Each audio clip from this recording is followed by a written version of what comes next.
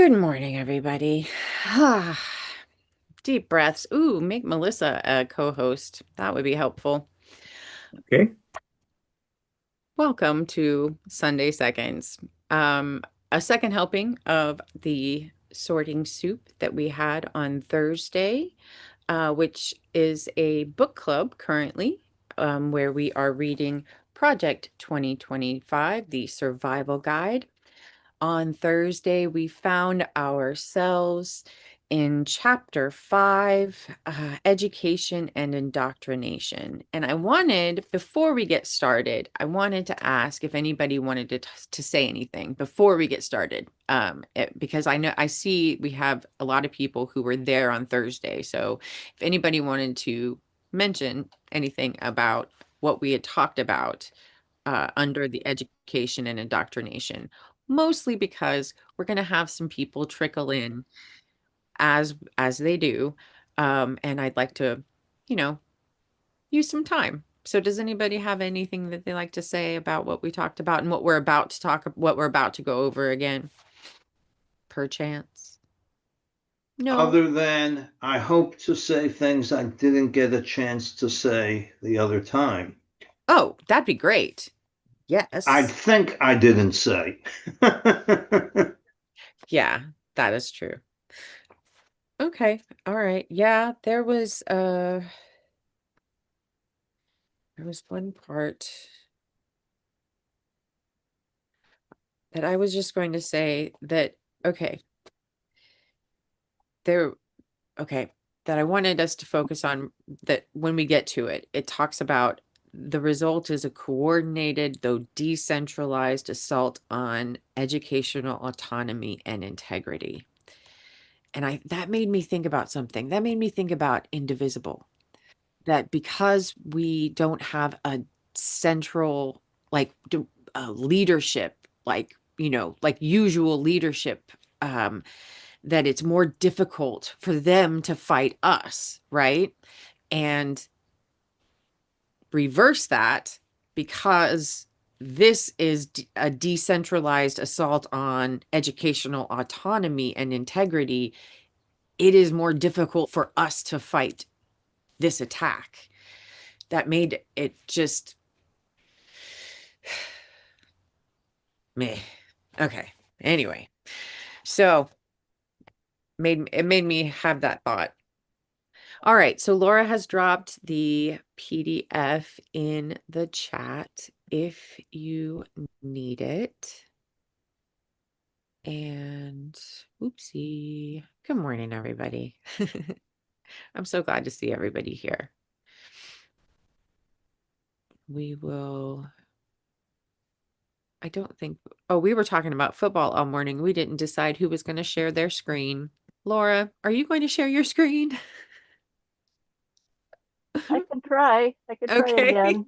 go for it. Um, okay, I don't have today's, um, We don't need that. okay, We okay, just good. just the PDF.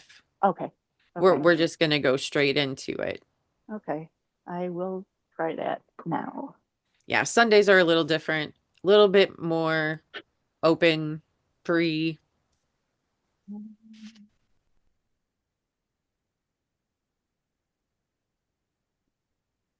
We just, I found it very upsetting.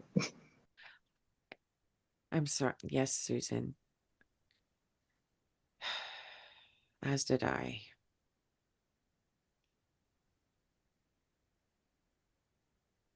Okay. Well, before we get, or as we get started,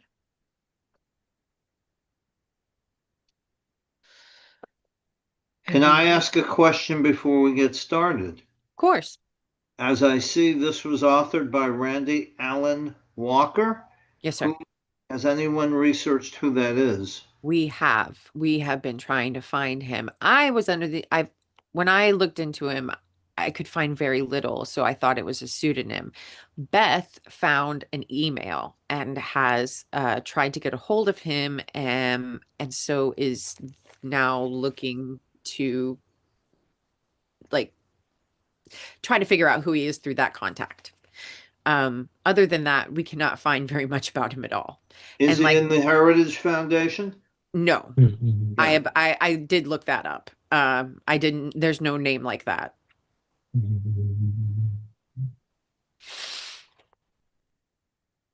Okay. Chapter 5. Would anyone like to read, or start reading? Yeah. Do you want me to read? Oh, it's okay, honey. Julie raised her hand first, so she's gonna go No first. worries. Okay, I'm gonna grab my coffee then. All right, you grab your coffee, get comfortable. Good morning, everyone. Julie here from St. Paul. I was trying to download it so I could read it on my screen, but it won't let me see if I can just do this quick. Yeah, I think because sometimes you can't scroll. Yeah, I'm okay. I'm okay now. So you want me to start? Go for it. Warmed up, right? And filled up? Yeah. Yes, I think go we have ahead. some interference. Okay. Chapter 5, Education and Indoctrination, dismantling the Department of Education. Education in the United States has long been a battleground for larger ideological conflicts, but rarely has the very existence of a federal agency been targeted with such clarity and finality as in Project 2025.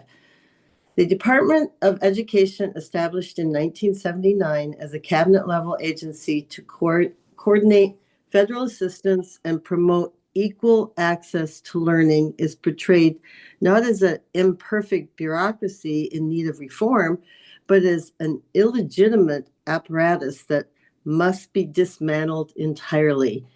This is not policy critique, it is a declaration of war against the federal role in education itself. Project 2025 views education not as a shared public good, but as a vehicle of cultural control. Federal involvement in schooling has served to erode parental authority, undermine religious and moral values, and impose ideological uniformity through curriculum standards, funding conditions, and regulatory oversight. In this narrative, the Department of Education is the symbol and source of a broader cultural project, one that seeks, in the eyes of its critics, to replace patriotism with globalism, traditional values with progressive ideology, and parental rights with state mandates. The objective is clear: abolish the Department of Education, defund or drastically reduce its functions, and return authority over education entirely to the states, or more precisely, to local communities, private entities, and religious institutions. While this rhetoric of decentralization appeals to a long American tradition of local governance, in practice, the dismantling of the department serves a more specific purpose. It removes the federal government as a guarantor of equality, civil rights, and accountability in education. The first casualty in this scenario is civil rights enforcement. For decades, the Department of Education has played a critical role in ensuring that students are protected from discrimination on the basis of race, gender, disability, and more recently, sexual orientation and gender identity. Office for Civil Rights investigations into systemic bias, unequal access, and hostile environments have served as vital mechanisms for justice in schools across the country. Project 2025 proposes to eliminate these functions or to reorient them toward defending religious expression and parental rights, even when those rights are used to justify exclusion or censorship. Simultaneously, the project calls for the end of federal education funding conditioned on compliance with civil rights statutes or curriculum standards. Federal grants, particularly Title I funding for low-income schools in Title, is that 5? No, 4? 9. 9. Sorry, I don't know my Romans. Enforcement for gender equality would be dramatically restructured or eliminated. In effect, states and districts would be free to adopt exclusionary policies, underfund vulnerable populations, and promote sectarian instruction without fear of federal intervention. The net result is not freedom. It is fragmentation and inequality on a national scale.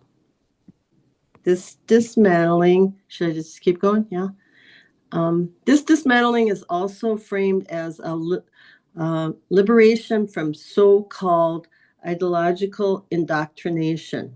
What Project 2025 and its allies describe as indoctrination is, in many cases, simply the teaching of historical and social complexity, the legacies of slavery, the realities of systemic racism, the spectrum of gender identity, the science of climate change, the philosophy of secular democracy. The desire to erase these topics from the classroom is not neutral. It reflects a larger ambition to control the narrative of what America is, was, and should be. By removing the Department of Education, Project 2025 clears the way for a reconstitution of the educational system in line with religious nationalism and market ideology. In its place, the project envisions a decentralized landscape of private schools, charter networks, homeschool programs, and religious academies. Academies, I'm sorry. Well, keep going. It's okay. Okay, all operating with minimal public oversight and maximal ideological autonomy. The goal is not educational excellence as measured by universal standards, but ideological insulation. The ability for parents to raise children in environments that reflect their moral and theological worldview, shielded from any challenge by civic or scientific norms. This approach also facilitates the privatization of education, long a goal of the conservative movement. By weakening or eliminating the Department of Education, Project 2025 would accelerate the flow of public funds into private hands through school voucher programs, education savings accounts, and tax incentives for private tuition. The beneficiaries of this transformation are not only families seeking religious instruction, but private corporations and political donors positioned to profit from the deregulated education market. The implications are vast. Public education, once envisioned as a common ground where young citizens of all backgrounds could encounter one another and learn the skills of democratic life, is replaced by a patchwork of ideologically balkanized institutions. The social function of education, fostering shared knowledge, civic identity, and critical thinking, is subordinated to a model of consumer choice where the value of learning is defined by conformity and loyalty rather than curiosity and pluralism. You can stop whenever you want, babe. Okay. I just want to let you know you didn't have to keep reading. I can go down to the Okay. Privatization. Where was I? The removal of a centralized education authority also weakens the national capacity to respond to emergent crises, from pandemics to mass shootings to the rise of disinformation. Without a federal anchor, the educational system becomes reactive, disjointed, and vulnerable to political manipulation at the local level. The absence of federal leadership is not neutral. It creates a vacuum that will be filled by those with the loudest voices and the narrowest visions. Moreover, this reimagining of education is not an isolated policy shift. It is a foundational component of the entire Project 2025 agenda. It ensures that future generations will be raised in a landscape where critical engagement with history, science, and social ethics is no longer required or even available. The project's long-term vision depends on the creation of a citizenry trained to accept authority, not to question it. A population educated to venerate a certain vision of America, but not equipped to analyze, reform, or critique it.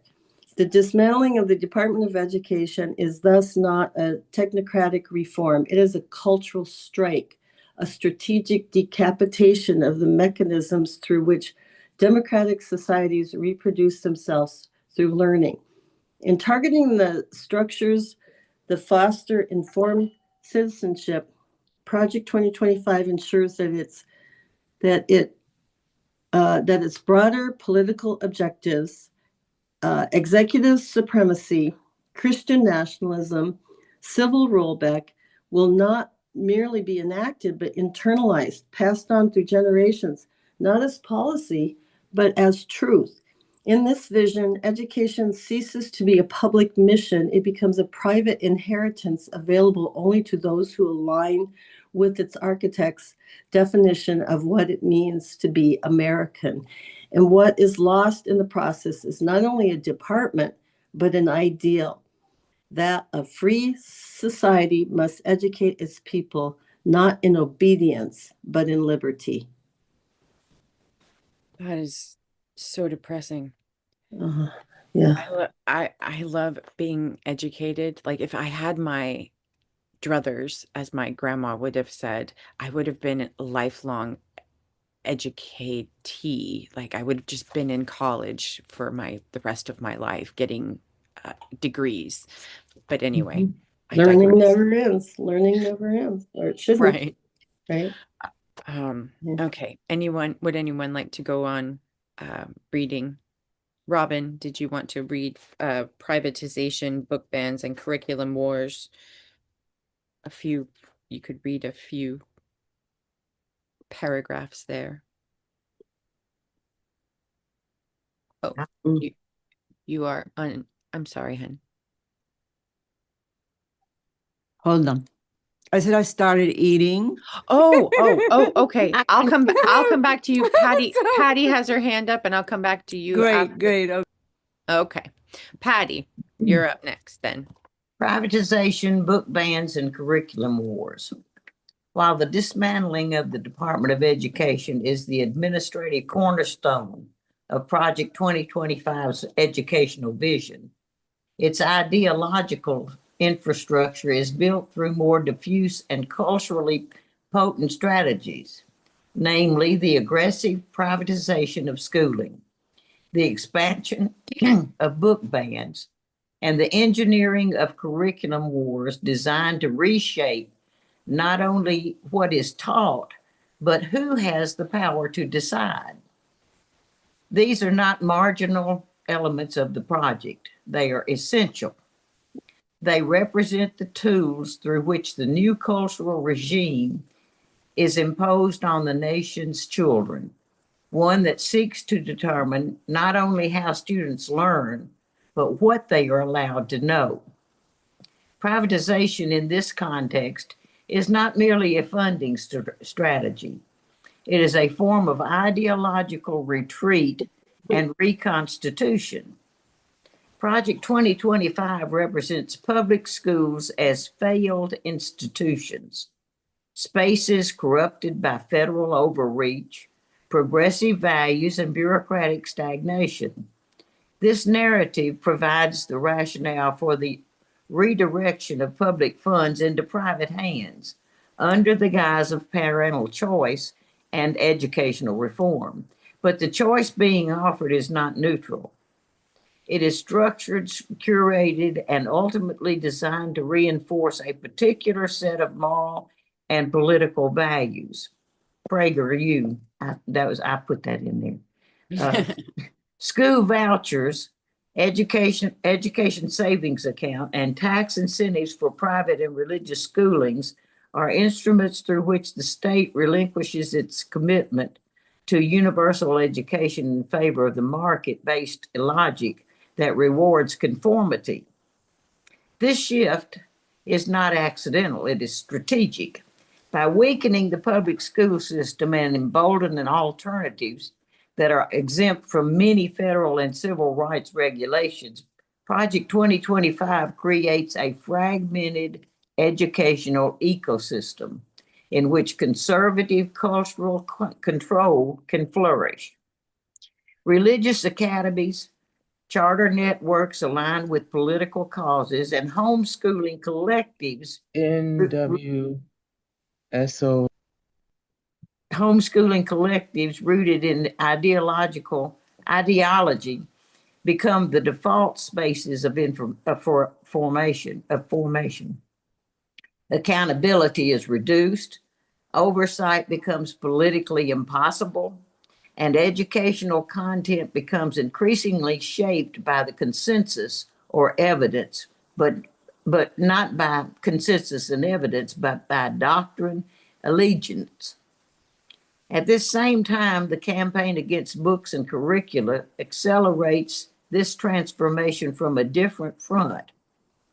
Book bans are often presented as isolated local controversies, but within the framework of Project 2025, they function as part of a broader effort to sanitize the intellectual environment in which young people grow.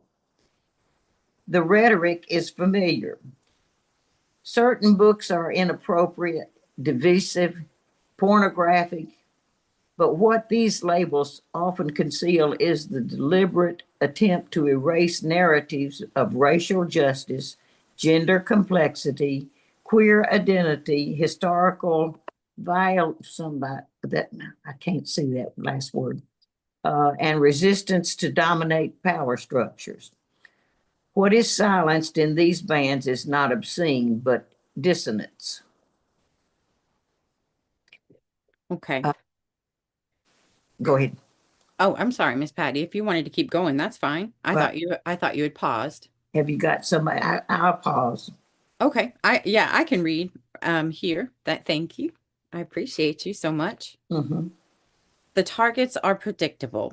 Texts by Black authors exploring systemic racism, memoirs by queer writers, young adult novels dealing with mental health, sexual trauma, or non-normative family structures, even foundational historical works, such as those that explore slavery, indigenous genocide, labor movements, or feminist thought, are increasingly framed as radical or destabilizing. The effect is not simply to protect children from discomfort, but to prevent them from encountering ideas that challenge the ideological orthodoxy Project 2025 seeks to establish. These bans are often justified through appeals to parental rights, but they are more accurately described as exercises in political authority. They assert not only what children can access, but whose experiences and voices are deemed legitimate within the educational canon. In communities across the country, the presence of a single complaint can result in the removal of the text and the investigation of teachers or the reconfiguration of entire reading lists. The chilling effect is profound. Educators, fearing retribution or job loss, preemptively censor their own materials. Libraries, long bastions of open inquiry, become battlegrounds of moral surveillance. The curriculum wars extend beyond books. They infiltrate the teaching of history, science, and literature, and civics.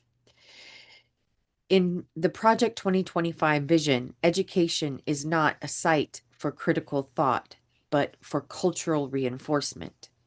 Teaching about racism becomes divisive. Discussing gender becomes grooming. Questioning American exceptionalism becomes anti-patriotic. The goal is not to replace one curriculum with another, but to delegitimize the very concept of curricula developed through scholarly consensus and democratic deliberation. Expertise is recast as elitism. Critical thinking is portrayed as indoctrination. And the act of questioning itself is transformed into a political offense. This project relies heavily on a network of political actors operating at the state and local level: school boards, governors, state legislatures, attorney generals. Project 2025 does not need to pass sweeping federal legislation to achieve its goals. It merely needs to create the conditions under which local actors feel empowered to carry out the ideological agenda. National organizations such as Moms for Liberty, the American Legislative Exchange Council, and others aligned with the movement serve as force multipliers, disseminating model legislation, campaign talking points, and legal strategies to thousands of jurisdictions across the country. The result is a coordinated, though decentralized, assault on educational autonomy and integrity. Importantly, these efforts are not framed as censorship by their advocates. They are described as a restoration of order, a return to values, a defense of innocence. But this rhetoric conceals the deeper ambition: to control identity formation at its root. If young people cannot access certain texts, cannot hear certain stories, cannot see themselves reflected in the curriculum, then they are less likely to imagine other futures, other ways of being, other possibilities for belonging. The point is not simply to block knowledge, but to reprogram the moral imagination of the next generation. What emerges from this environment is not a better educated citizenry, but a more malleable one less equipped to interrogate power, to empathize with the marginalized, to demand justice, to resist conformity. Education under Project 2025 is not a ladder of mobility or a mirror of diversity. It is a filter designed to sort out those who will accept the new order from those who might challenge it. At the same time, the retreat from robust, inclusive curricula has material consequences. Students denied access to comprehensive sexual education face higher risks of harm. Those without exposure to critical historical inquiry struggle to contextualize contemporary events. Those discouraged from reading widely and deeply are less prepared for the cognitive demands of university or civic life. The hollowing out of the curriculum is not just ideological, it is functional. It leaves students with less capacity to understand the world and therefore less capacity to change it. Ultimately, the privatization of education, the escalation of book bans, and the manipulation of curricula are not isolated strategies. They are mutually reinforcing tactics in a broader campaign to shift the locus of authority away from public institutions toward ideological actors.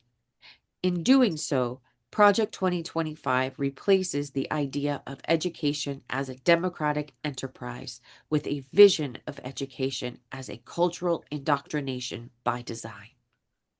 And once that shift is normalized, the path back becomes steep. The infrastructure of open inquiry, libraries, classrooms, teacher autonomy, shared standards will have been dismantled. The next generation will inherit not a marketplace of ideas, but a walled garden, carefully pruned to allow only the growth of one story, a story about who matters, what is true, and what kind of future is permissible. All right, looking for next volunteer. I could read it now. Okay, Robin. Okay, so I start with indoctrination by omission, right? That's the Yes, place I ma'am. start? Okay. Yes. Okay, how many, maybe I will, somehow my pronunciation may be not that clear, okay? So, okay, the first word, indoctrination, that is a difficult word to pronounce, is often imagined as overt propaganda posters, ideological slogan, state-mandated curricula filled with the praise for the regime. But in the contemporary American context, particularly in the framework of Project 2025, indoctrination takes a subtler and arguably more dangerous form. It does not always announce itself. It does not require explicit lies or visible authoritarianism. Instead, it works through omission, through the careful erasure of complexity, the strategic absence of uncomfortable truths, the quiet removal of narrative that might spark dissent, solidarity, or independent thought. This form of indoctrination is no less potent for being silent. In fact, its effectiveness lies precisely in that silence. By removing from education the stories, perspectives, and knowledge system that complicate the dominant narrative, Project 2025 seeks to construct an intellectual environment where ideological conformity emerges not through cohesion, but through lack of exposure. The student does not rebel because the student is never given the tools to imagine rebellion in the first place. Within the vision, the classroom becomes less a place of inquiry than a site of cultural affirmation. The curriculum, sanitized of contradiction or contention, begins to resemble not a map of the world, but a mural, static, harmonious, and bounded. History is taught in a way that emphasizes national pride. I'm sorry if you hear some disturbance. My husband is down, he's making his breakfast. Okay, It's okay, hon. Okay. History is taught in a way that emphasizes national pride or critical reflection. Literature becomes a vehicle for moral lessons stripped of the voices that challenge dominant power. Oh my God. Science is reduced to utility, severed from ethics, climate realities, or social responsibility. Civics, once a space to explore the friction between rights and responsibility, became a catechism of obedience. That's what they want. They want you to obey, okay? What is missing from the model is not only content, but context. The historical process by which rights were demanded and denied, the social structures that create inequality, philosophical. Okay, now I have to go down. Hold on. Where did we? Okay, okay. So I start debates, right? Yes, Debates ma'am. that shape the Constitution. The lived experience of marginalized communities. These are dismissed as divisive, non-essential, or politicized. The result is a form of education minimalism that feels neutral, even wholesome, but which in truth acts as a mechanism of deep ideological control. Oh my God. This strategy is evident in the growing resistance to frameworks such as critical race theory, gender studies, post-colonial literature, and intersectional analysis. These fields are not targeted because they're academically unsound. They are targeted because they offer students frameworks for the interpreting power, for connecting personal experience to structural reality, and for seeing the present not as inevitable, but as contingent and changeable. To remove these tools is to cut students off from their own potential as a democratic agents. But indoctrination by omission does not stop with the higher level framework. It begins early in the language used to describe the world, when textbooks refer to enslaved people as workers, when colonialism is described as an exploration, when the civil rights movement is reduced to few sanitized paragraphs, and LGBTQ plus history is erased altogether. The student is not being protected from controversy. They are being trained in completeness. They learn not just a partial version of the past, but a method of thinking in which complexity is a threat and doubt is deviant. This method is particularly effective because it aligns with the psychological structure of education itself. Young people often internalize what is taught not only as knowledge, but as legitimacy. What is included in curriculum is implicitly treated as worthy of attention, while what is excluded becomes suspect and invisible.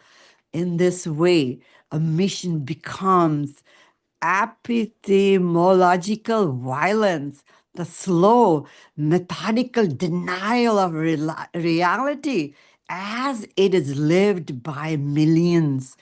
And while this strategy claims to protect children, it's really function to protect the power. Project 2025 understands that the generation raised without exposure to narrative resistance, polarity, structural critique will far less inclined question system they inherit. Students who never learn about the labor movement are less likely to unionize.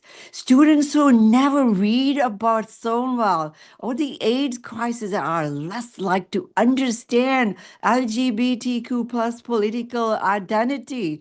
Students who do not study settler colonialism are not unlikely to see the foundation of white supremacy embedded in American law. In short, students who do not encounter the full complexity of the world are easier to govern, of course. Okay. Indoctrination by omission. Do you want me to continue reading? I'm getting really like emotional reading here. It's okay. I can finish. Thank you Okay, so go. much, Robin. That was very well done. Okay, thank you. Thanks. Oh. Bye. Okay. Indoctrination by omission is also difficult to combat. Unlike blatant censorship, which can provoke resistance or litigation, omission hides behind bureaucracy.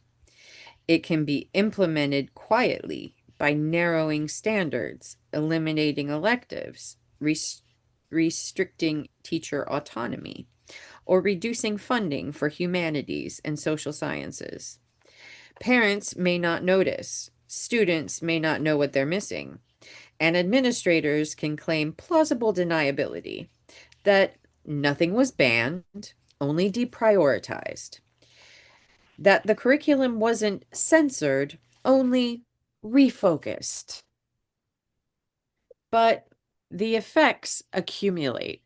An education system that omits the labor of Black women, the writing of Indigenous poets, the poetry of political dissent, the science of ecological collapse, the philosophy of disobedience, and the ethics of protest is not incomplete by accident. It is incomplete by design. Project 2025 exploits this design. It does not need to rewrite every textbook or surveil every classroom. It only needs to make clear through policy and precedent what kinds of knowledge are unwelcome, what kinds of inquiry are discouraged, and what kinds of people are not meant to see themselves in the official story. Once that message is internalized by publishers, school boards, teachers, and even students, the infrastructure of indoctrination maintains itself. It is worth noting that omission can also occur in how education treats the future. In many of the curricula envisioned by Project 2025 and its allies, there is no real place for change. The future is imagined as a return, a restoration, a going back to what once was. But education, if it is to be worthy of the name, must also be oriented toward what is not yet, what could be. To deny students the tools of critique is also to deny them the tools of creation. Indoctrination by omission thus becomes a form of generational disinheritance, keeping the next cohort of citizens from imagining the nation anew. In this way, Project 2025 reveals its true ambition in the educational sphere. It is not only to control what is taught, but to cultivate a culture of intellectual passivity, a culture in which students are encouraged to remember, recite, and revere, but not to interrogate, dissent, or dream. Indoctrination by omission is not a lesser form of authoritarian education. It is, in many ways, its most refined expression. The questions it leaves us with are stark. What kind of citizen emerges from such a system? What kind of society? And if we allow omission to define the boundaries of learning, how long before those boundaries define the limits of freedom itself?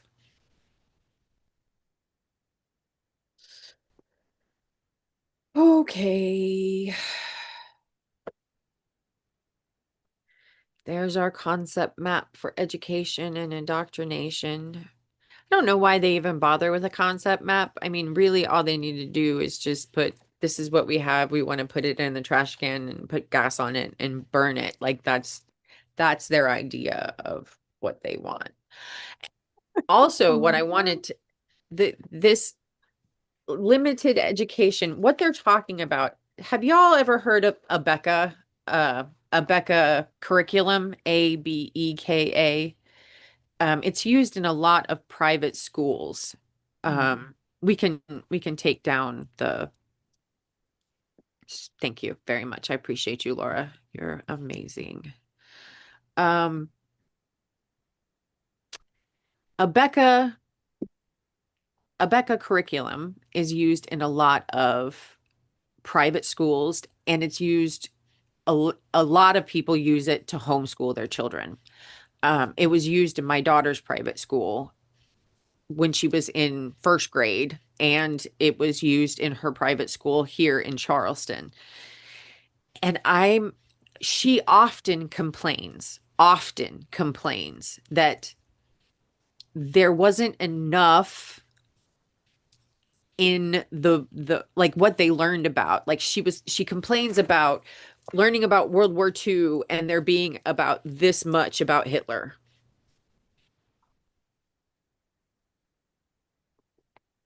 And that was in high school. So they have a way of doing this where they limit what you're learning, right? They put yeah.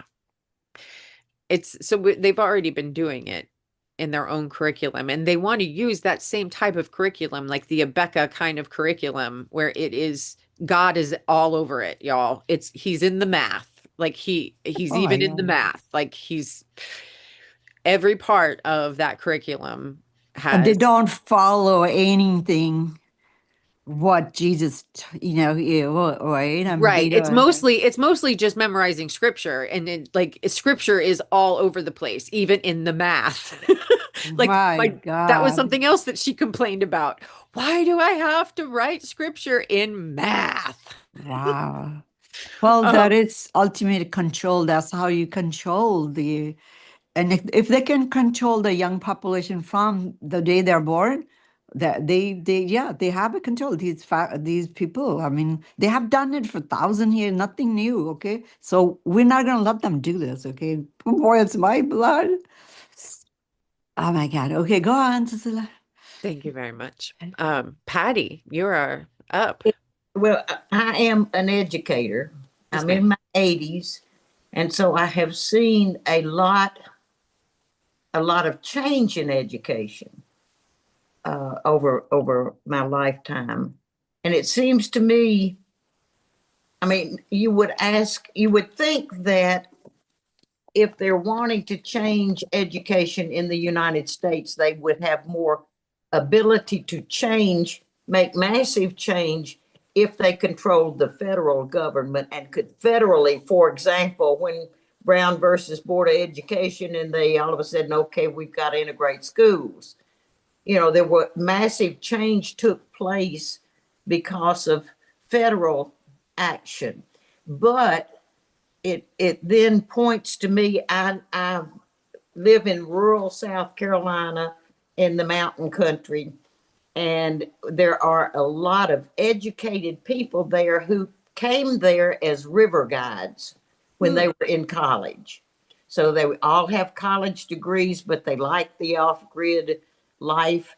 And so many of the younger people now, their children, and the new people who have come in, the yuppies, that are the educated people who have come in and decided they want to live off grid, they're homeschooling. Mm. They are homeschooling, as are the locals who were born and raised in the mountains.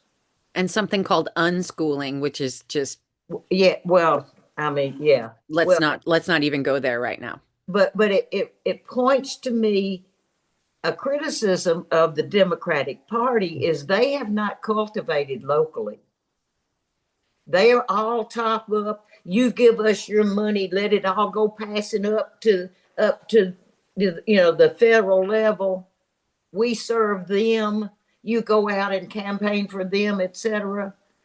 They have, and the Republican Party and the MAGA movement has, through Moms for Liberty, they have educated, they have indoctrinated their followers, and they have cultivated massive local movements, which would make possible their ability to, at the local level, institute these changes that they are saying about education. Okay, I'm through. Thank you, Miss Patty. All right. Julie, you are up next. Are we done reading? We are. Oh, so we're just having discussion. Yeah, that was the whole chapter. Okay, sounds good. Yeah, I was just wondering, I jotted a couple notes along the way here, and just speaking about this Abeka um, curriculum. What and Boot Money put something, also that helps kind of summarize. But does anybody know or remember Glenn Beck? Also, there's a curriculum out there, and I'm trying to find the name of it. I was trying to search for it. So if anybody has that information on the tip of their tongue, or if it is one and the same or connected, because I think I heard this a while back with, I think he was like selling or giving away his communication package to the Latino population, One Vision, or somebody that he's trying to spread his his. I don't know if curriculum is the right word, but they used like a lot of cartoons and to skew the actual history of things is about all I remember to I that. think I know what you're talking about, but I don't Yeah. think it's the same thing. Oh, it's a- not. Oh, okay. I'm gonna look it up to make sure and Okay. double check, but Abeka is, I don't think that's the same thing. It's not. Okay, I was just curious. And then it just that coordinated decentralization reminds me of the Sinclair and the communications network, how Ooh, they've already achieved that in our local affiliates with the news. They've kind of already taken over with the mhm. Sinclair outlets. And I mean, we can look and see where a lot of this is already, we're already there. We already, now I can't wait to get to the end of the book where we can have some solutions. Well, we have solutions each week, Julie. Yes, yeah, We yeah. do because our calls to action are this week are run for school board. Okay. Yeah. I know, or support people who do, okay? Like Mhm. heavily, help them out, and other things. We'll get there as we Sure. get, but we have several calls to action this week Great. to work. That's, yeah, action is lessens the anxiety. A And lot of the sorry, times on yeah. Thursday we have a hard stop at 6:30, especially when Rebecca's not with us and she's our timekeeper and I usually let people just, talk. And so I with the on 6 when our hard stop comes, we run out of time and we don't get to we don't get to the part about. So what I do is I send it out in the recap. I'm sorry. The point of me telling you that was I send out the calls to action in the recap. Mhm. Where do we get the recap? If you have signed up for this, it should come to you. It should be sent to you. I need to double check with Bill and make sure he's sending those out. You mean if we have to go on Mobilize and sign up for Yeah. every time you come? Well, yeah, you're here, so you should have signed up for it. And if you have signed up for this through Mobilize, you should receive a recap. Bill, are you sending the recaps? Awesome. See, Well, there you go. I have yet to get any of them, but I'm not I mean, But you're the link to get in here always has me put my name and address and things in there. So Yeah. Yeah. is that what you call sign up? Mm-hmm. Oh, Cecilia, do you put in a Discord all this stuff? We can go in there. No. Don't. I mean, yes, I do when I remember. And so Oh, I will be better. I will be better and I will put it all in Discord. And I am getting it on an email. So I think I'm seeing a possible disconnect here because I'll be honest, I just go right into the link. I don't always go through Mobilize. I don't Yeah. And so I think that might be, maybe I'm circumventing the Here's another thing appropriate too. way. Well, no, I do the Julie, same thing, Julie. And I that do would, the same thing too. So but would that what you need to prevent do is me you just need to from- remember to sign up for it. Even if you just sign up for it once. Oh. So you don't, I and mean, I then that'll the get you on the recap, list. So, okay. at Mobilize. Yeah. Also, guys, Yeah. Substack. If you go to the NWSOFA Substack, Bill is putting the recaps on the Substack, and you can search Substack. Okay. Just search sorting soup.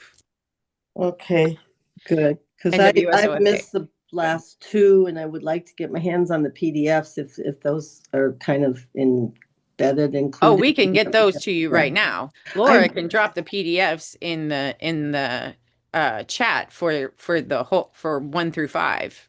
Oh, Hey, Cecilia, Yeah. don't we have, doesn't the link tree have all the PDFs? So That that would be too. even better. How about that? okay. Laura, Yeah, have the maybe link just tree? the link to the link tree would be awesome All again. right. Yeah. Thank you.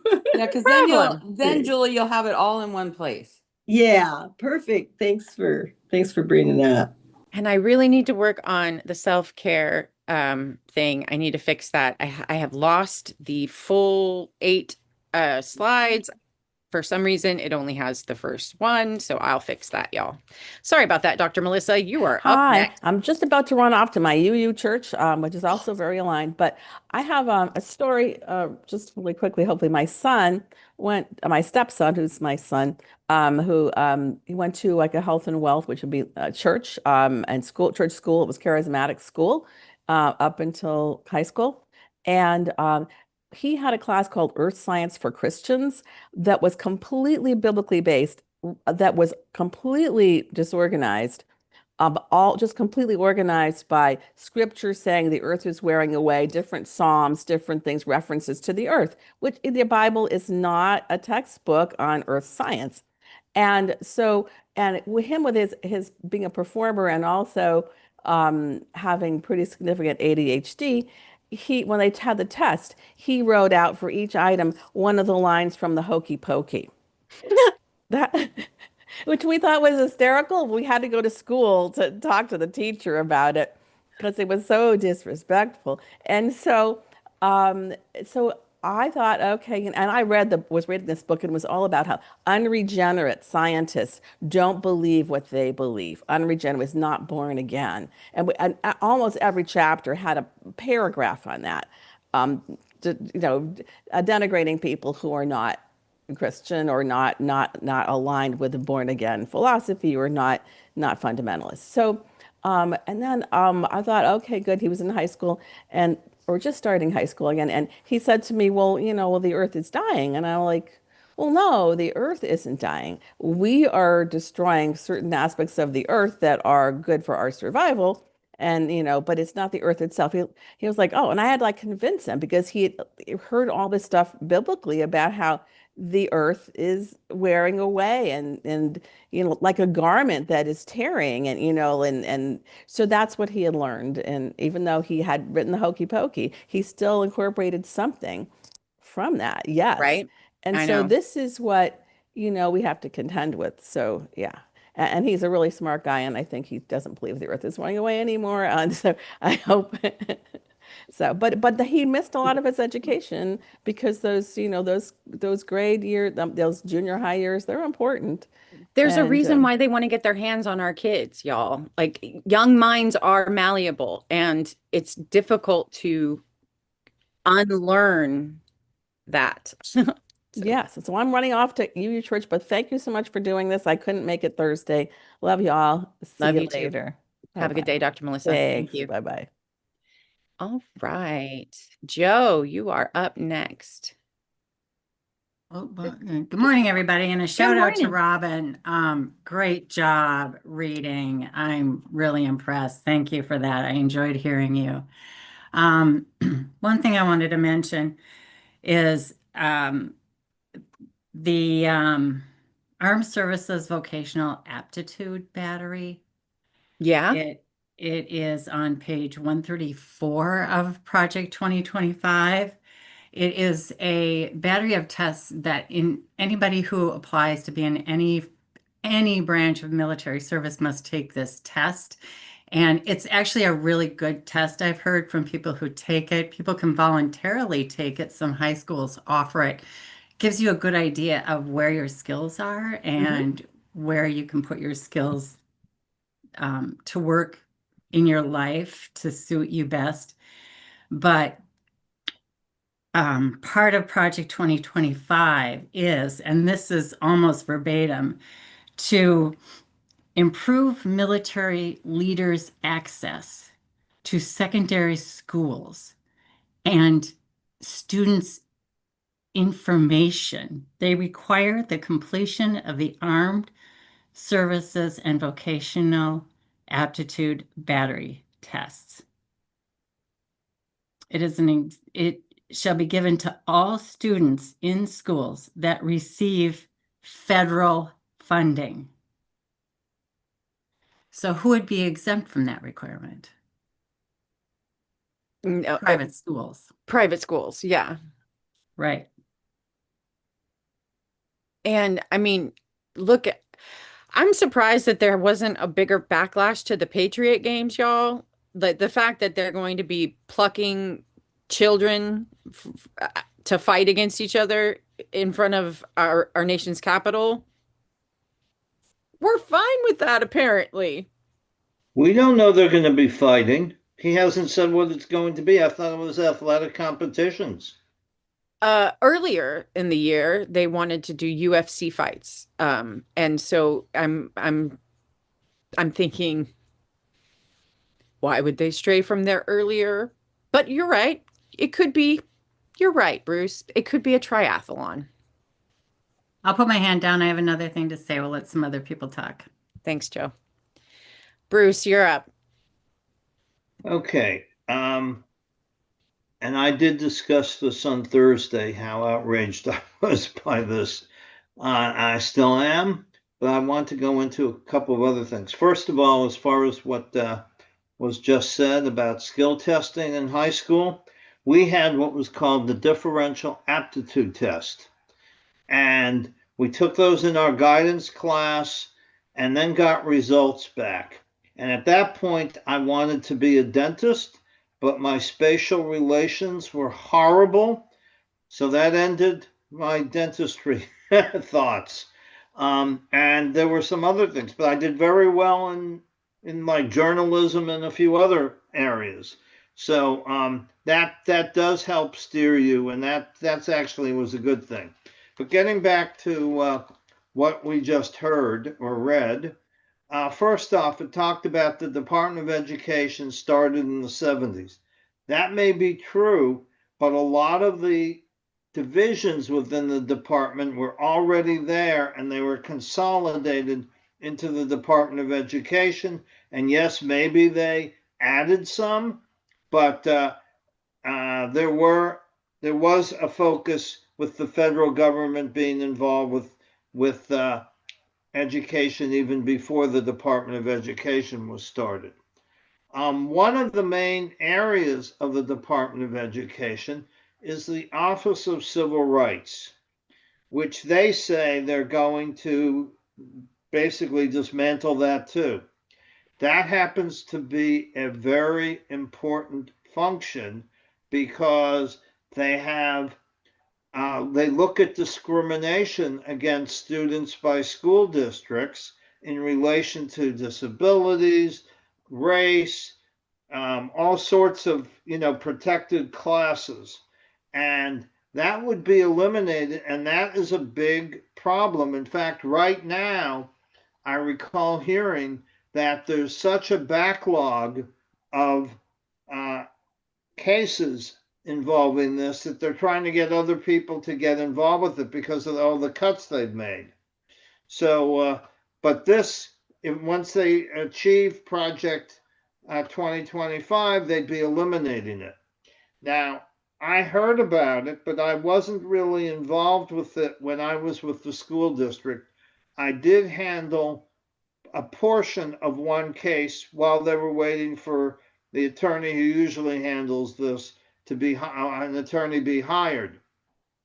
And I was hoping another attorney who does civil, or even a school district employee who does civil rights could answer this. The one I was involved with, which was 10 or 15 years ago, I was not impressed with the investigation techniques. The investigation may have been terrific, but the techniques I thought were off.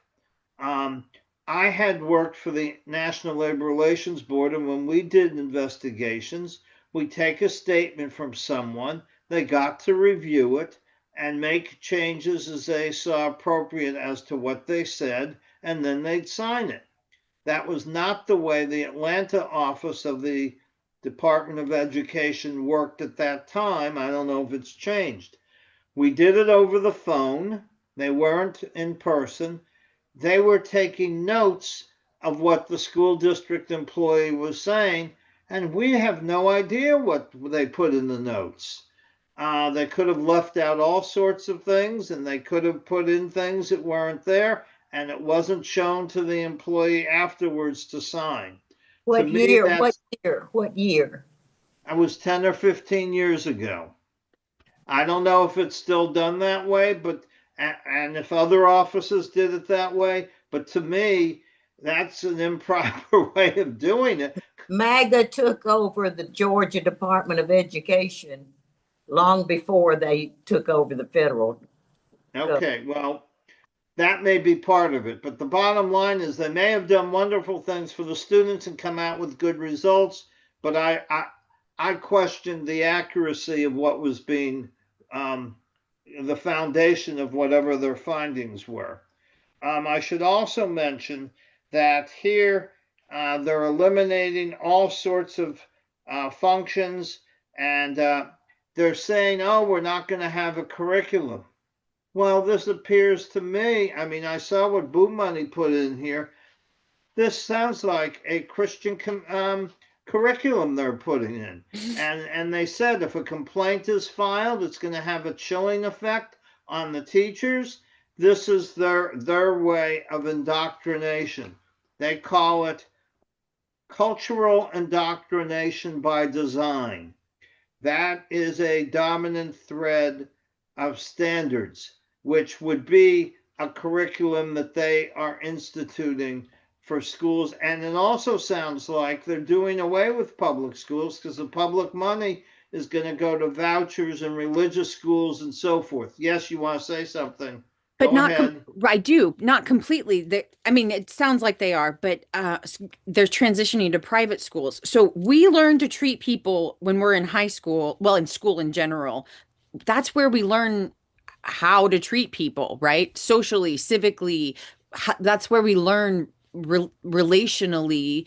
And if you live in a place where there's some diversity, that's where you learn how to be with other races and not just races, but other people, gender identity and other things like that. So they're trying to take that away so that kids don't learn that at all, right? Correct. Kids Correct. That's don't a have type no of curriculum. understanding of that. If we raise people with zero understanding of that, they're going to be hateful little turds. I mean, I'm sorry. That was No, you're correct. You're correct. That's what they're trying to do, indoctrinate. And this cultural thing is really a curriculum, whether they want to call it that or not. That's what they're doing here. All right. So, and they say they're going to have parental rights. Well, suppose the parent doesn't want this.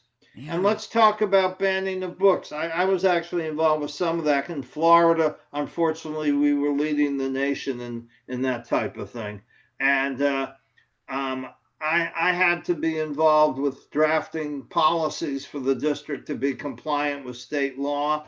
And, to have to deal with challenges for things like Huckleberry Finn. Now that was ridiculous. Well, the words that are used in it, Mark Twain, that we did not ban. We didn't even ban the Bible. It came to the school board, and there are passages in the Bible that are very sexually oriented, and people. This was challenged by a rabbi, but it was to make a point that here you have a book that is certainly, well, actually, under Florida law, you're allowed to teach the Bible if it's in a neutral way, non-denominational, to learn about it with other religions. But so it's in the statute that you can have it. But it was being challenged because he was trying to make a point of look at all these statements of sexual type of conduct and so forth. There's And also a lot of violence. yeah, and the school board voted 7-0 not to ban it. Of course. And we've only had, well, when I was there, 2 challenges that made it to the school board. And that was one, and there was one like 15 years before where a parent wanted things banned for witchcraft and a few other things, which the board also voted 7-0 not to ban. But you do question what is age appropriate as to sexual issues, such as would you put 50 Shades of Grey in a school library? That doesn't belong in a school library. No, That and doesn't belong in a library, in my opinion, but No, it That's belongs in a public library, it's Lorno. Sorry. Go but I on. don't know about the school library. I mean, I understand, and we do have statutes about um, if it's harmful to minors and you distribute it, it's actually a criminal offense. So, and they define harmful to minors similar to pornography. Well, it So, is pornography. yeah, so pornography I can understand not having in a school and maybe banning those type of books, but anything else, just because they're gay characters in it, absolutely not. Yeah. Slavery, there's no reason to ban that.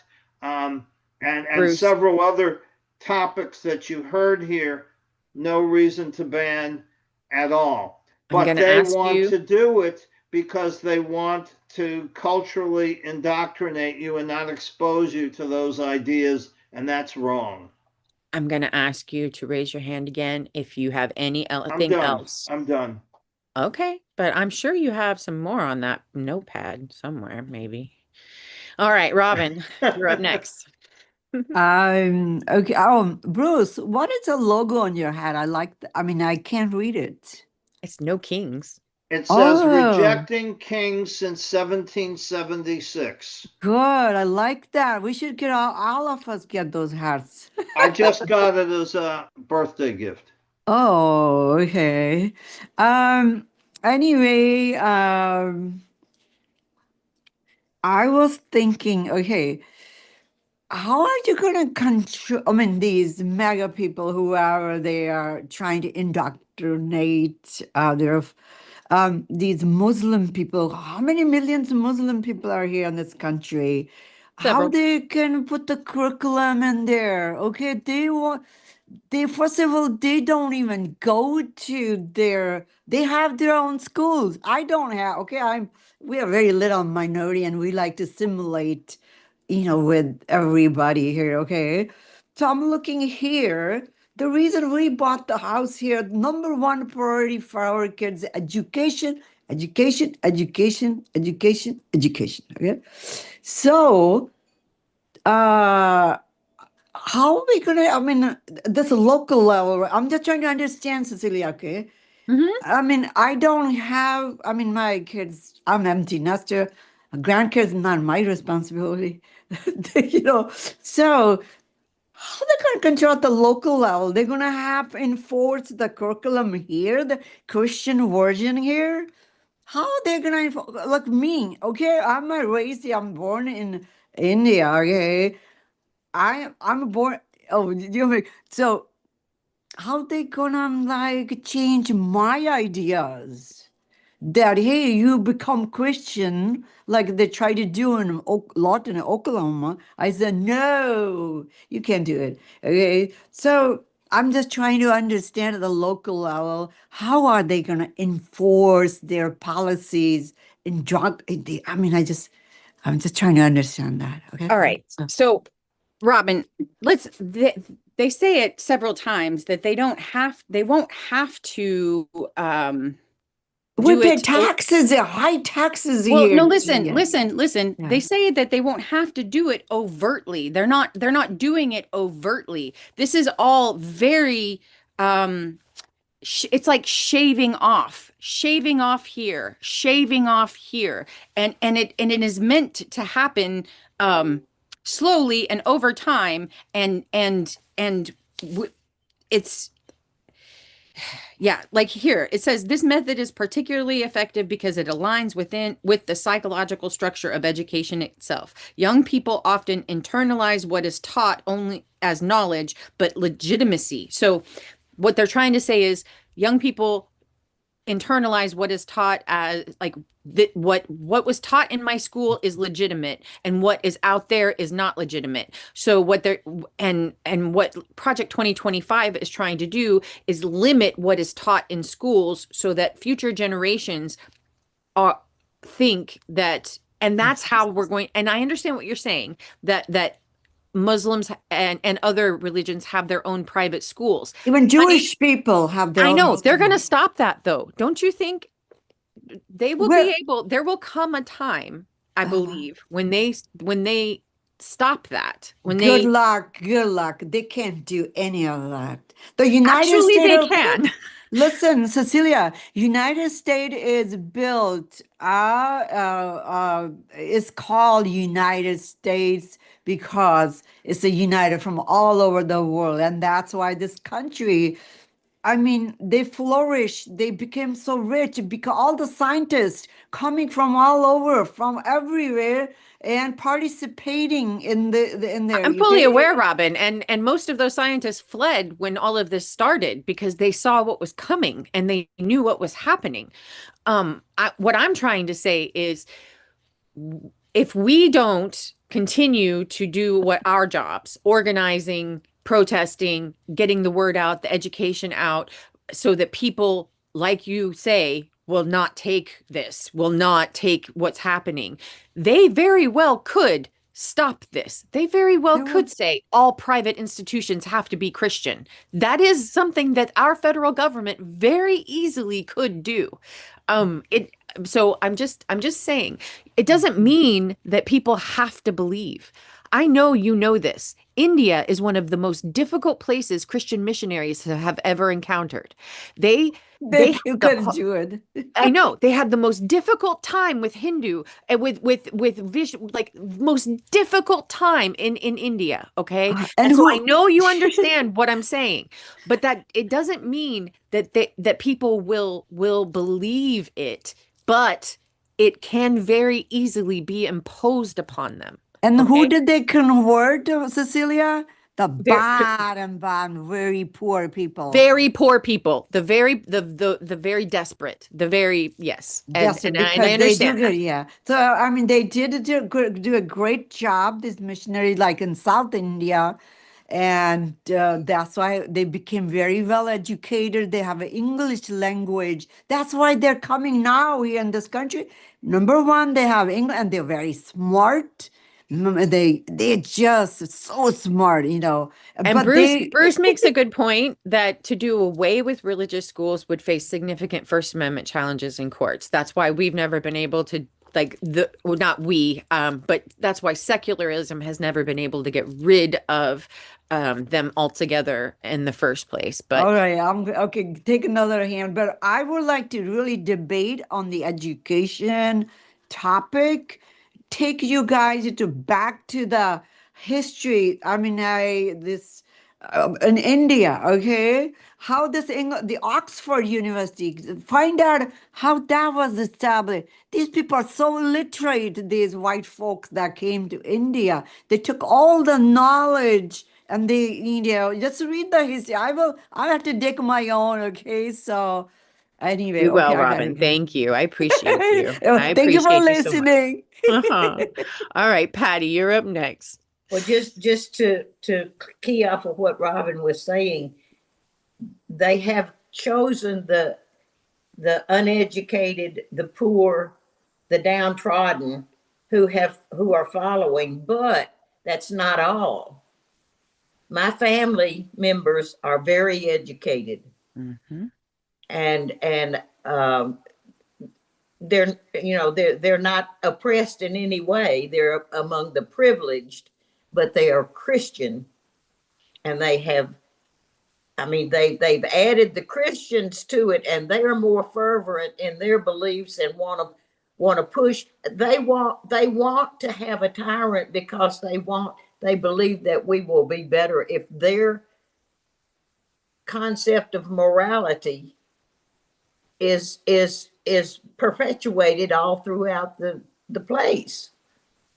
They think we will be a better place because of that. But that's not why I raised my hand. Real quickly, Project 2025 Survival Guide is not only just telling us what they want to do, but is telling us why they want to do it. Okay, and what their end goals are. I wonder if anybody has compared our Project 2025 Survival Guide with the 900-page 2025 guide, and did they in their guide say out loud that this was what they were hoping to or is this someone telling us what they believe. You understand what I'm saying? This is not an opinion piece. I understand what you're saying. Everything in this book is not it's unbiased. So they didn't put their opinions in here. They pulled opinions out of Project 2025. So whatever is written here is what is from the 900-page books. And or 900-page, yeah. I guess we call it a book. What I mean, indeed, we need a plan. I know, hon. Somebody And we have people working on it. There are many, I mean, I know that Bernie and AOC have a group of people working on that, what people want, that step-by-step battery to Project 2025. I know they have a group of people working on that. So hopefully, I mean, we can't guarantee. We've got a good infrastructure with the Indivisibles and with 5051 and all the rest of it. We have a good infrastructure for them to be educating, and that's one of the things that the Democratic Party needs to do, is they need to have an education wing that is very well funded, so that they can begin to spread once they figure out what their common goals are. That would be good. Somebody needs to tell the DNC that. Is Nelson on this morning? Probably not, because he got a great job down in Florida at the DNC. If you all see Nelson anytime on, give him his props, because he got a good job out of going to the DNC in LA. Joe, you're back up. What job did he get? I can't remember, right? Of course you're going to ask me that, Bruce. But it was I'll look it up and I'll let you know. Joe. Yes. The other woman from South Carolina, they want to create a generation incapable of analyzing, incapable of criticizing, and incapable of reforming. And that's their whole goal. That's why Christian nationalism fits in perfectly with their goal to repress the children, create fear, silence them. The wave of Trump indoctrination is that, and Christian nationalists, the reason they're using the Bible, they're not Christians, they're using the Bible because the Bible teaches obedience and discipline at all costs. Risk your life to be obedient and to be disciplined to Christianity. Give your life for your faith. Prostrate yourself, genuflect, lower yourself before God. You can do anything through God. All things are possible. All things, if you do it for God. War, killing, murder. So we, as educators ourselves, can empower the people around us. We can give the people around us our information and give them opportunities, not by quoting the Bible or disparaging Jesus or Trump, by creating conversations that, what would you do? What's your legacy? What do you want to do with your life? How is your life is important? And I'm doing this as an activity this Christmas with my alt-right Christian educated family, and ask them, if there were no God, if God weren't available, just like, if there are no gods before us, if we're not going to come back as an aardvark or a housefly, there's no afterlife, there's no heaven, there's no hell.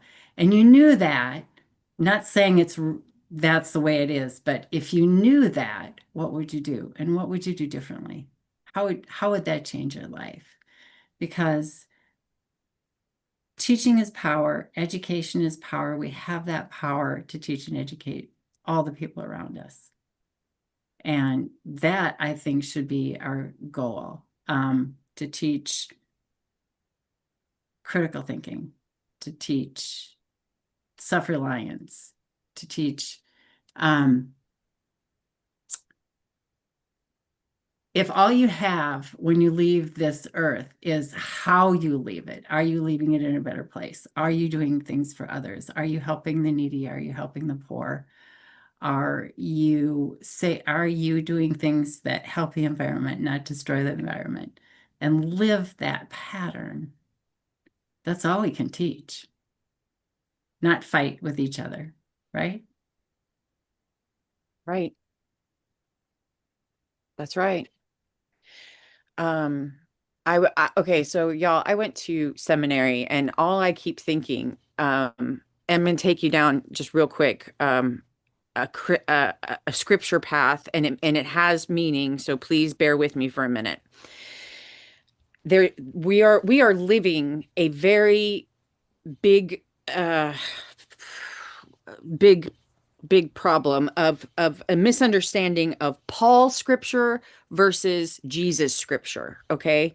Paul is the guy who said that all scripture is God breathed. Okay.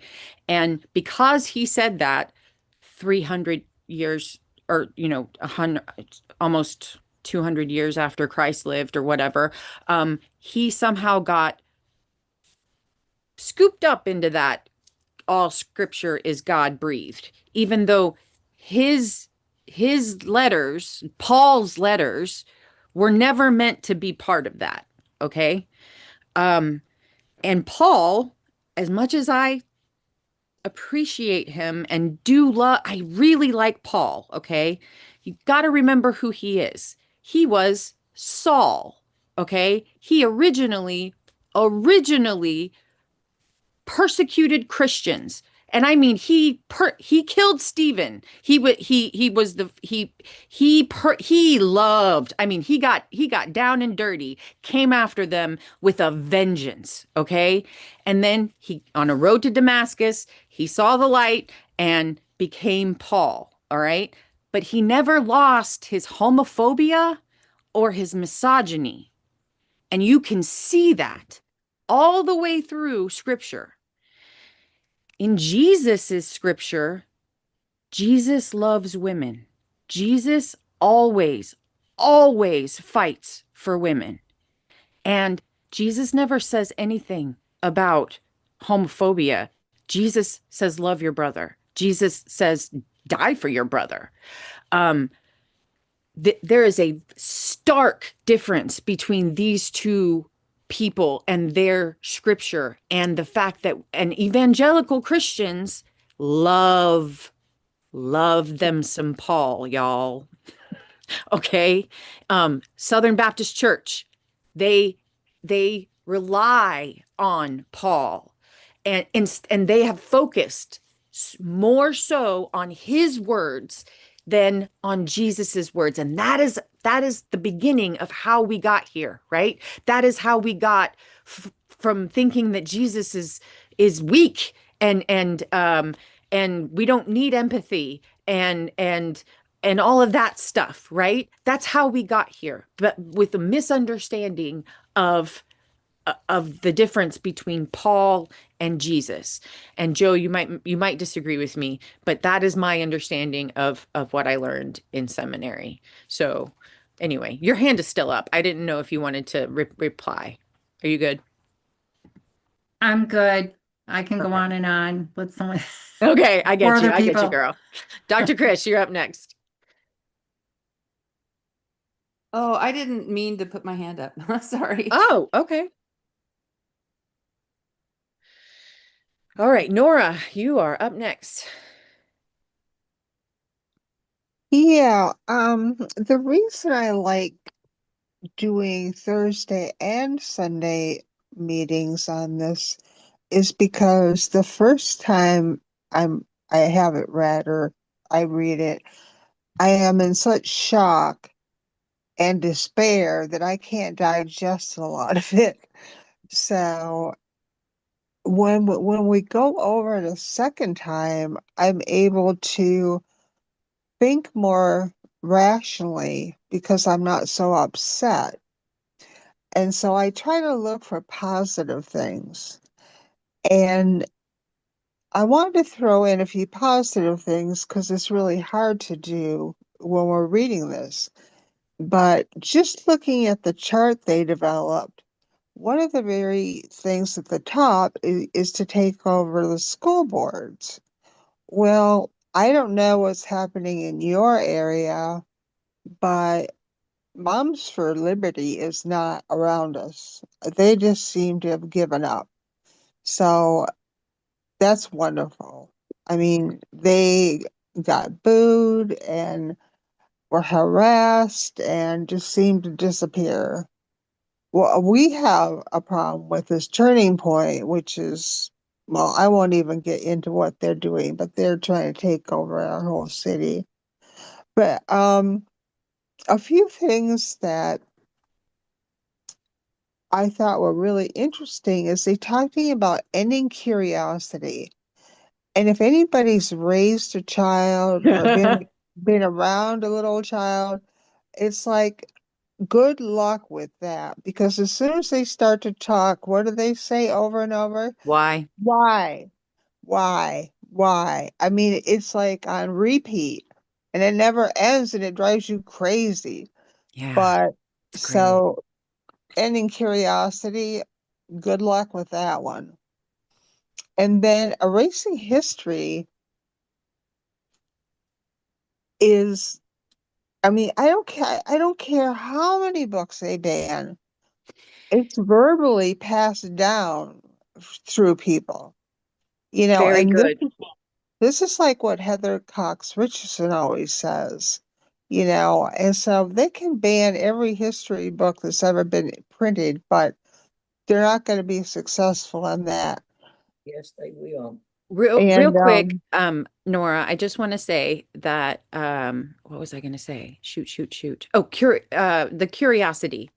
One thing that they're trying to do though is um numb the brains of our kids. And one thing we have not gone over is nutrition.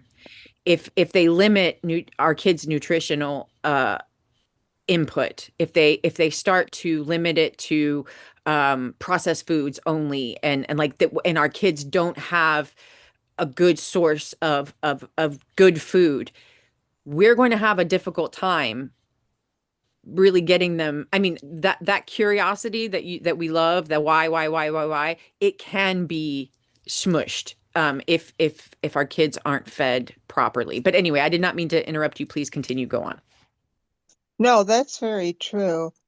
But I should point out that we've got RFK, um, that he's certainly not pushing for processed foods. So that's about the only But thing I like he's not about him. pushing to get rid of them, is he? Like he said he was going to do.